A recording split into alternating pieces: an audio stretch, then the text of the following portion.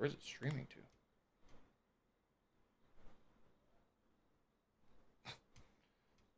Hope that's okay. All right. Good. Good. Done. Done. Oh no. 1 second. I guess I gotta plug that in.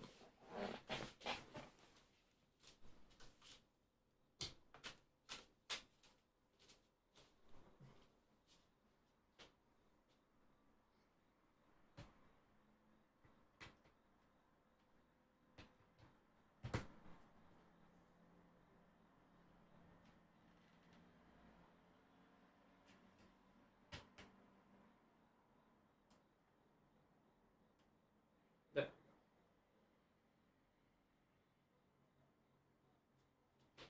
Ding ding. All right. There. Let the games begin. Right.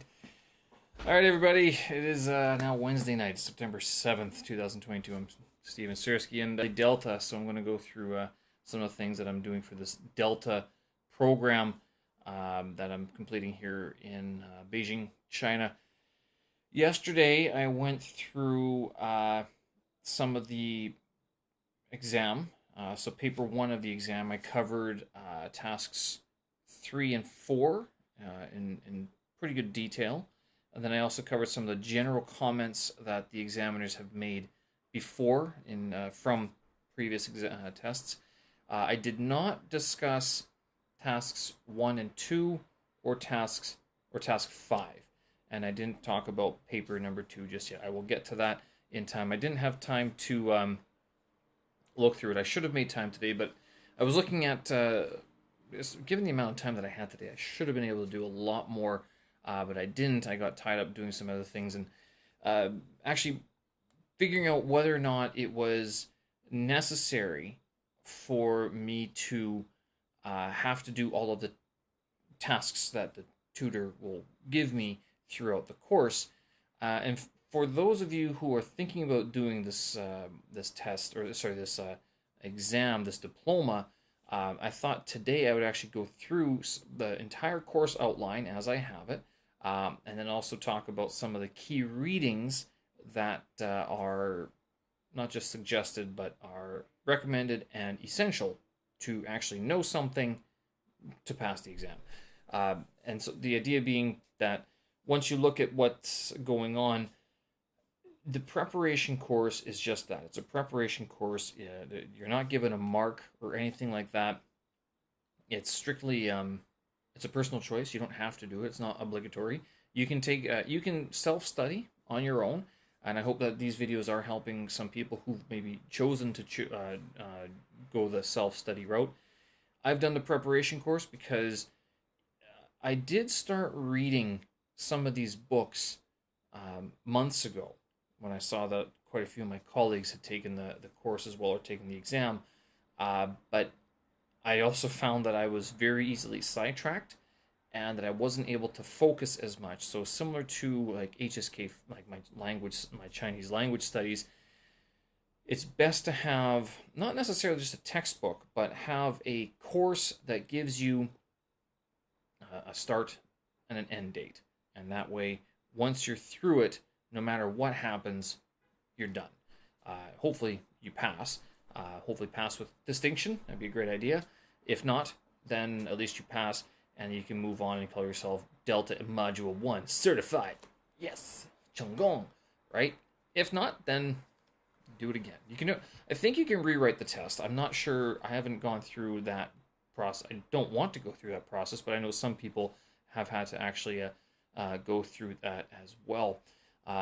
So today, yes, I'm going to look at the course outline that we were given and some of the key readings for Module 1. So I'll pop that up. Here is the course outline as it was given to us. So you'll see there's 11 units total. I thought there's 13 for some reason, making up numbers apparently. 9 units of substantial reading and coursework, or tutor tasks, quizzes. They've been giving us some quizzes as well. But a lot of this, like, it's been broken down quite well. I wonder I don't know where I put it. There we go. So yeah, so I can show you what it looks like actually. I'll pull this over, give you a glimpse of what some of these are. So this is what I've done so far for this Nile course here. And you can see this is Unit 1, so it corresponds to this. Grammar 1, Lexis 1, ELT Theory 1 and 2, Read-In 1 and 2, Exam Focus 1. So these are all the different components, and they're broken down into sub-categories. I've gone through most of this. I haven't done the tutor task just yet. This is what the tutor task looks like. I have to, tutor task here. So before doing this task, please read Part A, Words of Grammar for English Language Teachers, Parrot, 2000 CUP. So strangely, a lot of these books have been written in the last 20 years, like literally 20 years ago, 30, 25 years ago. I'm surprised we're not using anything newer, but that whatever that is. So we've got to look at this, focus on form and meaning and use of the words and possible problems that learners would have. So this, this puts us right into the deep end. This is Paper 1, Task 5, which is worth 50 marks of the test. This is the one that I didn't look at just yet. Great. So this is one of the tutor tasks that you have to do, that they give you the whole template of how to deal with things. Switch that over there. Template of how to deal with things and everything, so it's not unfamiliar with what is expected of you during the exam. So that's that's Grammar 1 for Unit 1. You scroll that up, or you pack that up, you go into Lexis, right? So it goes into these. What is Lexis all about? It kind of gives you this question, gives you a little bit of a quiz, and this is meant sort of like it's like a classroom atmosphere. Because this is normally done in a classroom as well, but given that the virus continues to rampage its way around the world, you can work through this stuff on your own. It's actually not difficult. You'll still get something from it, and it's good to actually go through. I've been going through these tasks, or these quiz-like, or these class participation exercises anyway. No worries if you don't understand something, because you click over to the next one and it gives you a commentary. So it answers all of these questions that you just did. So number 1, number 2, and then here what is Lexis, and then number 2, how important is Lexis in relation to other aspects of language learning. Very thorough. You can download all of these web pages, HTML format. You'd have to rename the file format though. It's going to give you a bunch of page numbers that don't make sense at all. But you can download each and every one of these web pages. So again, this is from the course online that I'm taking with the Nile people, and again, just goes through here. This one doesn't have a task associated with it, but it has a quiz. Second language acquisition, so ELT theory. So this, you're beginning to start going through some of the key terminology that's needed, that's going to be talked about. And this is just like sort of the words of the trade, I guess you can call it. Talking shop. If you're going to talk shop, this is the shop talk that you got to know. This is the book that you need to read for this, How Languages Are Learned. That's P. Light Brown and Nicola Spada, I think. So that's apparently it's a pretty good book, but I mean, a lot of people say that about every book that's listed in this course. All very informative. They're all kind of 2 to 250 pages, so it's kind of a lot of reading to do, especially in a short period of time. But these are some of the goals that you're going to be able to do. And this is actually one useful part about the Nile course, that it gives you which paper and which tasks are you going to be tackling with each individual tutor task that's given. And so this one aims for paper 2, task 2B, and task 3. So that's a general look at how a unit is structured. And you'll see there's 1, 2, 3, 4, 5, 6 components of actual reading, quizzes, tutor tasks, and things like that. And then the last one typically is an exam focus, where they actually take a look at what the exam looks like. And so this one here, exam focus 1, asks you to go here, download, no, you have to go to the appropriate link, download Delta Module 1, June 2015, papers 1 and 2, and then the examination report. So examination report, that's what I was reading yesterday. I know I went on quite a bit, and it was a little bit, I was jumping around quite a bit because I didn't think I was going to talk about it that much, but the examination reports, I think, are even more important than looking at the exams, because the examination reports are thorough explanations of what is expected of you for the exam. The papers 1 and 2, I mean, you'll take a look at it and go, okay, good, so how do I do this? You take a look at the examination reports, and all of a sudden you start formulating an idea. Oh, okay, so, and they give you a breakdown of like what's a good answer, what's a mediocre answer, and then sort of what's a terrible answer. Do this, you could do that, but certainly don't do that, sort of thing. So, and then that's what the examination reports take a look at. So, and that's the end of the unit. So those 7 components total, you see I've done 24 of 71. I've been stuck at that number for 2 days now, but that's because yesterday I was going through these the paper, the examination report from June 2015. Okay, so let's move on. Let's take a look at the rest of the unit here. So you see that each of these units, which they say it opens, is unlocked in the course every Monday. So right now, I can only access Unit 1. The rest of them are all locked. I can't see what's in Unit 2, although I did notice that when I first got into the course, into the Nile website, I was able to look at all of them, and I think then the tutor realized that everything was being able to be viewed, and so he locked them all. He hid them all from us. I did take a look through some of them. I didn't previous exam papers, previous examination reports, and the like. So it's very thorough in terms of what they offer for support and for resources. Again, so units 1, 2, all the way down to 11 of 9 weeks. So that's what's going to take us to September, end of October, beginning of November. 2 weeks of exam practice, and then 2 more weeks of, I guess, self-study preparation prior to the exam that takes place in, what do you call it, in December. First week of December, I think, is when it is. And the company and the course are going to sort of work together and book it for me. If you do this exam on your own, you have to find a center that will take you in. And I think it has to be done in person.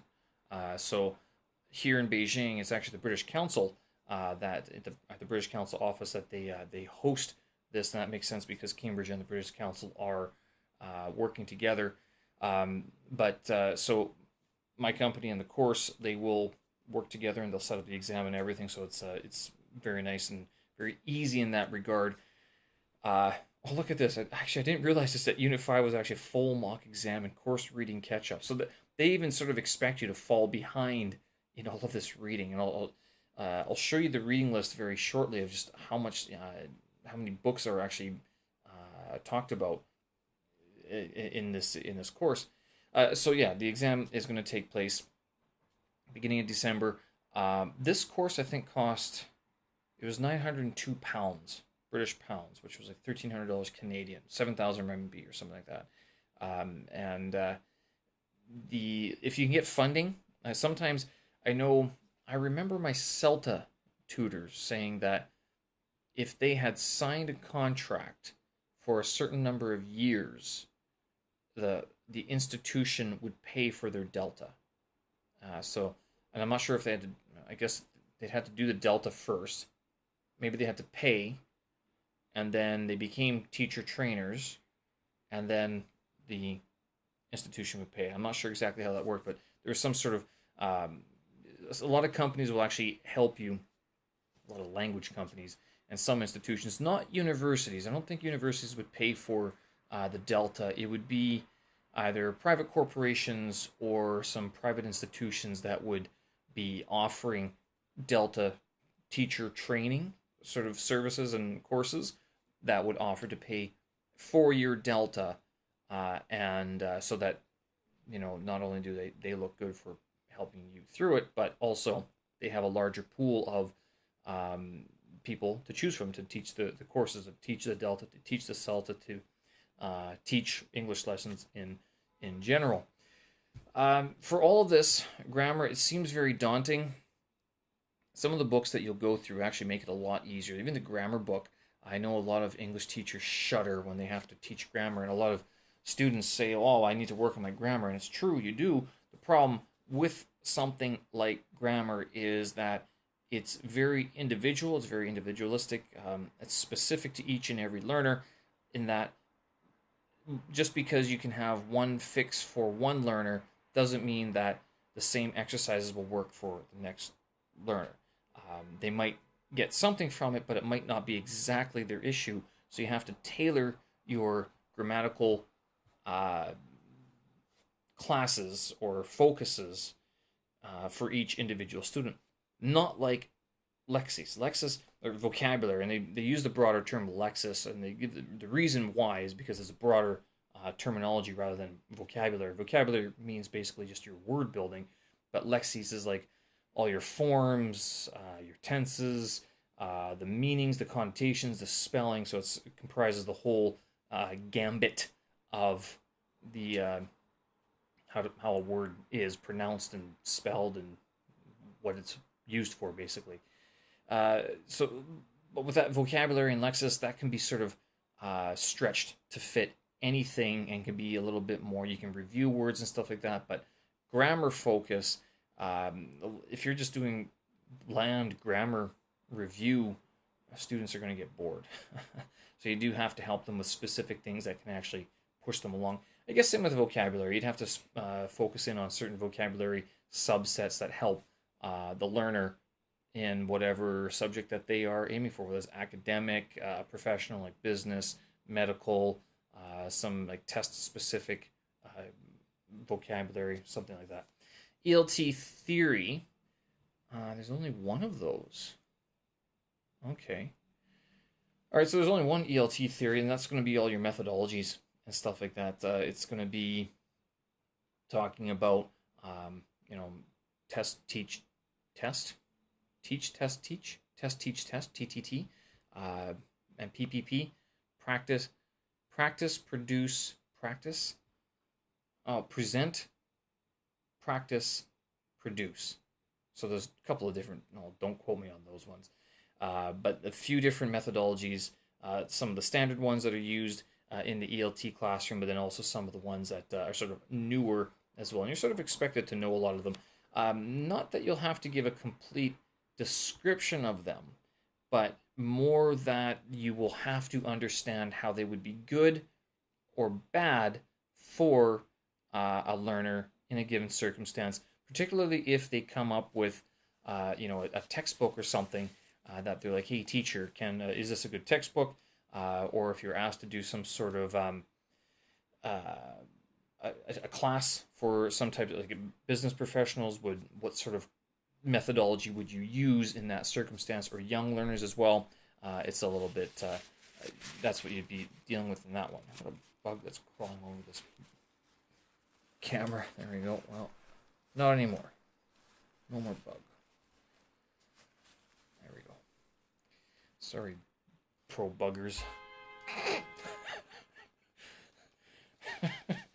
Sorry, pro insect eating people. Not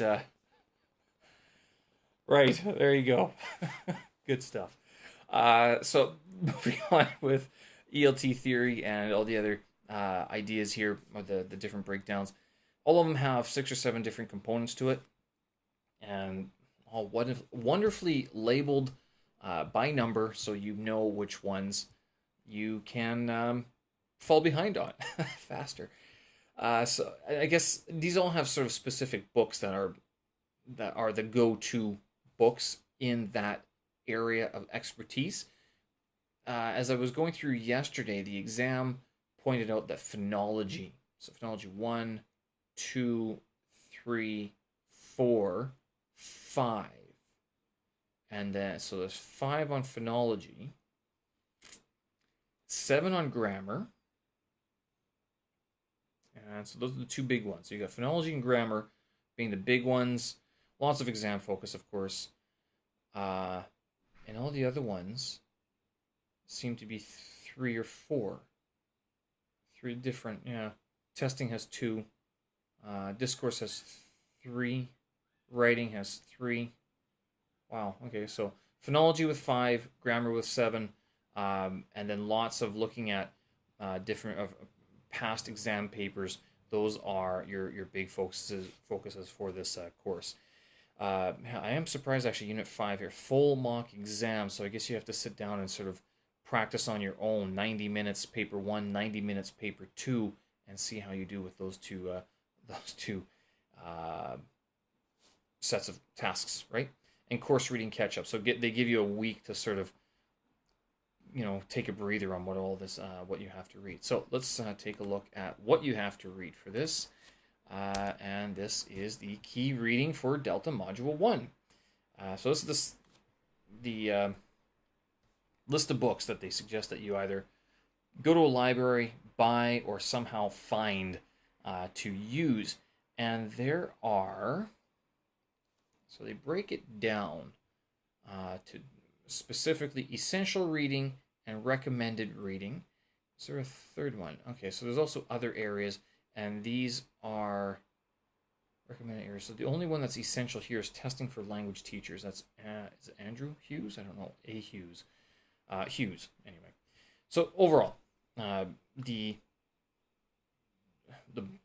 text, they're not textbooks, they're books. Because they're not meant to be used as textbooks. They're books to be consulted by anyone who's interested in how language works, basically. Essential reading, grammar for English language teachers. This is the big one. This is the one that I was told to, if you can get only one book, get this one. This is the one that sort of teaches you the most for each and every, for the greatest amount of the exam, because you're going to be doing a lot of analysis of different texts in different situations, both spoken and written, and so that's what is going to enable you to break down these different pieces by your phonology, like how IPA system, how to analyze the grammar, the verb tenses, the use of the words, how it's useful, how it's not useful for learners as well. So Grammar for English Language Teachers by M. Parrott. What's his name? Good question. Grammar for English Teachers. Martin Parrott. That's his name.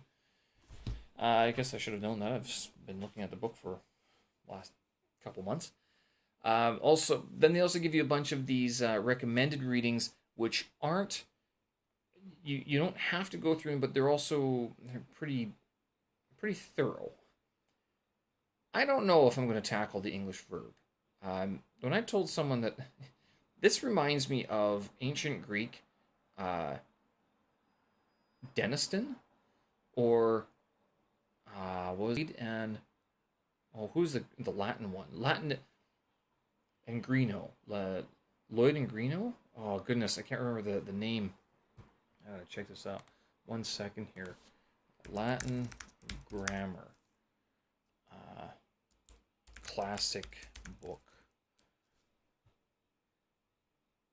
Gildersleeve's Latin and Grammar, but that's not the one I'm thinking about.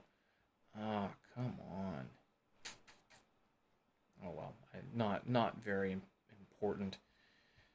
If I saw it, I would remember it, but I can't. Something like Gildersleeve's or Latin and Greeno. I think that was it, Greeno. And then also Denison's book on ancient Greek particles. Whole book, 700 pages on particles in ancient Greek. Wow. You're a dedicated man. You really are. The English verb, dedication. Can you imagine being that guy who wrote the book on like one portion of the language? Neat. Uh, what do you do in your spare time is sort of what I'd be wondering, to tell you the truth. But you know, Google. You'd be Googling stuff and just compiling all this information that someone somewhere would release. Would like and be. Someone should put this all in one place. That's what websites are for anyway. So English verb, maybe I'll take a look at that. Practical English usage. This is actually introduced in the CELTA course. I remember the first time when I saw that book. I was like, oh my goodness, it's like explains everything I've been thinking about. Explains everything that I thought I should, that I'm aware of, but I don't know how to think of, and I don't know how to explain it to other people. M. Swan's book, Practical English Usage, very good for that. Same with About Language. This one's also apparently very good in that it explains a lot about language in general. Essential reading. So this is where it gets into, Thornbury. Scott Thornbury is sort of the guy who wrote a lot of these books. You'll see that name pop up throughout the list. Here's the first one. Number 2 for How to Teach Vocabulary. Number 3 here for Beyond the Sentence. This one's also apparently a pretty good book to read. How to Teach Speaking for Thornbury. And is there one more? There might be. He has a few books. He has actually a whole series of books on how to teach, like listening, speaking, vocabulary, grammar, you name it. 30 methods to teach. 30 different methods. 30 different ELT methods, and different things like that. So he's pretty thorough in his knowledge. He's pretty broad in his knowledge application in writing anyway. So these books, they would not be things that you would use in the classroom. Instead, these are all textbooks that you would read so you know how to better prepare and better present in the classroom or one-on-one, or even how to better craft a syllabus, how to design, come up with like a needs analysis, I guess it is, and then figure out what your candidate, your customer, your client, your student needs, and then how to best get them to that goal. So a lot of these books, they're not going to be things that you could just pull out. This is not meant to be a practicum like the CELTA course is, where they give you textbooks that you just basically you photocopy and you hand them out in class. These are for you as a educator, as a language educator, not learner, but as a language educator, to better understand the language that you're teaching, which is English in this case. So going through listening. So again, I've jumped ahead here quite a bit. Lexis, phonology. So again, these two books are apparently, Sound Foundations is the one that people said that you should probably actually sit down and read in paper, so you actually spend the time with it. Discourse analysis. I think this comes up quite a bit because it helps you analyze, obviously, different texts and how to look at a text and go, okay, that's what it means. This would supplement the other one, grammar for English teachers. Those two would sort of go together, as far as I understand so far, though I have not read discourse analysis for English teachers just yet. And then language skills, and with speaking, listening, reading, and writing. So those are your 4 language skills right there. In general, the recommended reading is A Course in Language Teaching, which I get. She's pretty good. She also has several practical books where you can just photocopy and hand out in class. So she does both. It's Penny Ur, that, her, okay, and these other ones. So recommended reading again, Thornbury. How much of these? You're not going to read all of these books from cover to cover. You're going to read certain portions of it, like even going into student other areas, student errors, testing and assessment. You're not going to read the whole thing. Testing for language teachers. You'll read probably good chunks of it, but you won't read the whole thing. So choosing your course book. Okay, so you need to read a book on that one. You might be able to glance through it, pick up a couple ideas on what to look for a textbook or a course book, and then just kind of get on with it, sort of thing. In terms of methodology, and then language teaching and learning theory and history. How languages are learned. I think this one's also recommended as something that you should read because it gives you a very broad history of like how we as humans actually learn to use a language. We never think of it. You only start thinking of it when you either are trying to learn another language, when you're kind of baffled by everything, and then when you're trying to teach a language where someone asks you a question and then they follow it up with like, well, aren't you the native English speaker? And you're like, yes. And I've just been using this. I didn't think about it until now, not until you asked. So yeah, those are all the books that you'd have to go through for. Again, you're not going to read all of them in totality. You're going to be reading chapters, bits and pieces. Now, some of the chapters, I mean, we're talking like 20, 25 pages of a standard, I don't want to say of an A4 book. Probably, well, yeah, A4. Go by A4. They have lots of white space. Some of them have white space. Some of them don't. And it's a lot of reading. It really is. If you can, I suggest if you can get a tablet, or if you can get if you can get photocopies of these things, because these books are expensive.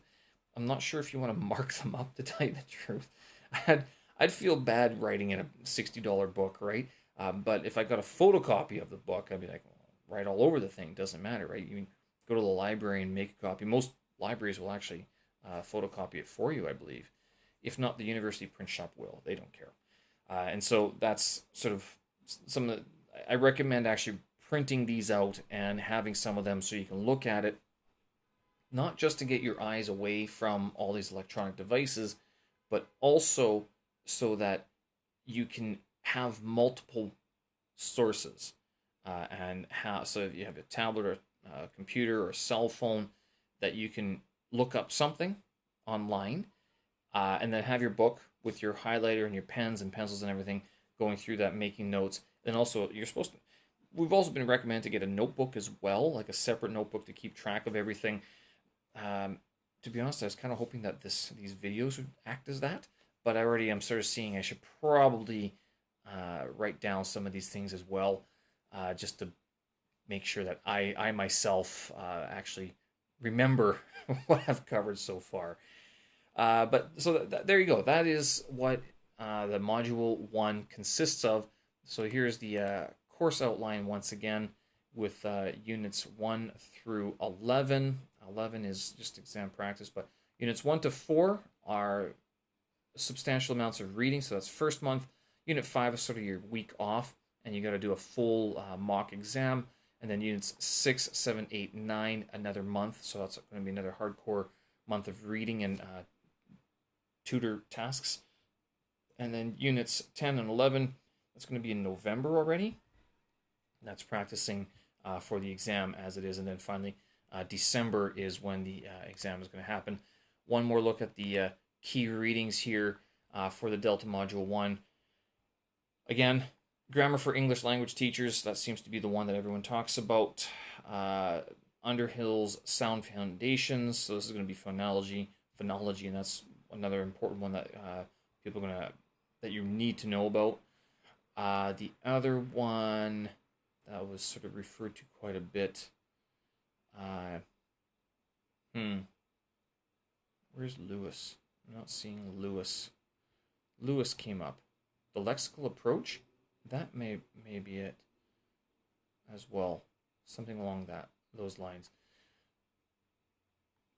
Grammar for English language teachers, I got about language as well. I got a copy of that. And then I didn't get Sound Foundations, but I might get a copy of that, or I might find a used copy if I can somewhere. But that, I think the other thing that people were saying is that a lot of this starts to overlap. I think that kind of makes sense when you read a lot in the same area, and they're all citing each other anyway. This is something that when you read one, it's all new to you and takes a while. You read a second one, you're like, oh, okay, that makes sense. Sort of, remind you of what you read already. And then by the time you're reading the third one, you're like, yeah, okay, I know this already. I mean, why am I reading this again? He said it better, or sometimes another person does say it better, and you're like, that's what they were talking about. So that's kind of what's happening here with a lot of these different books. All right, I'm going to cut it there, folks. I know another 35-minute video there. Hope you guys enjoyed that and you got something from it. If you have any issues, of course, leave some comments below. Let me know if this helped at all. And good luck with your Delta prep. I have 3 more months of this, and I didn't do any of the recommended reading today. So what does that say? But I did go through the syllabus and the key readings. Okay. All right, folks. Thanks for watching. We will talk again. Have a good one. Bye-bye.